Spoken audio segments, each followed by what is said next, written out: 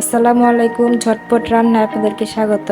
আমার আজকের ভিডিওতে থাকছে একটি চিংড়ি মাছের অসাধারণ মুখরোচক বড়া রেসিপিটি দেখতে সাথেই থাকুন। রেসিপিটির জন্য প্রথমেই লাগছে চিংড়ি মাছ। আমি এখানে ছোট সাইজের কিছু চিংড়ি মাছ নিয়েছি আর নিয়েছি মসুরের ডাল।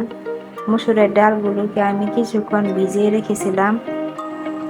এখন মসুরের ডাল আর চিংড়ি মাছগুলোকে একটি ব্লেন্ডার জারে রেখে ব্লেন্ড করে নেব।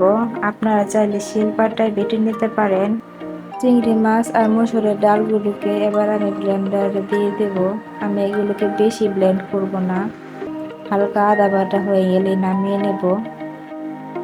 আমার নামানো হয়ে গেল। এবার আমি দিয়ে দেব কিছু পেঁয়াজ কুচি, তারপর দিয়ে দেব কিছু কাঁচামরিচ কুচি, আধা কাপ চালের গুঁড়া, আদা রসুন বাটা, অল্প মরিচের গুঁড়া, হলুদের গুঁড়া, জিরার গুঁড়া আর স্বাদ মতো লবণ। এবার এই সবগুলো উপকরণকে আমি হাতের সাহায্যে মিশিয়ে নেব। কিছুক্ষণ মিশিয়ে নেওয়ার পর আমার মিশ্রণটি তৈরি হয়ে গেল। এবার আমি কড়াইয়ে তেল গরম করে নিচ্ছি। কড়াইয়ে তেল গরম করা হয়ে গেলে আমি আমার মিশ্রণগুলোকে ছোট ছোট গোল আকৃতি করে কড়াইয়ে দিয়ে দেব।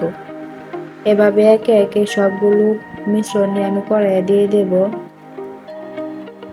কিছুক্ষণ জাল করার পর যখন এক পাশে এরকম বাদামি রং চলে আসবে, তখন আমি চামচের সাহায্যে সবগুলো বড়া উল্টিয়ে দেব।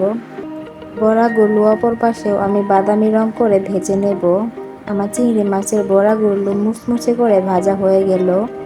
এবার আমি একটি চামচের সাহায্যে সবগুলো বড়া উঠিয়ে নেব। আমার এই চিংড়ি মাছের রেসিপিটি যদি আপনাদের ভালো লেগে থাকে অবশ্যই লাইক করবেন, কমেন্ট করবেন এবং সবার আগে আমার ভিডিওটি পেতে চাইলে অবশ্যই সাবস্ক্রাইব করবেন।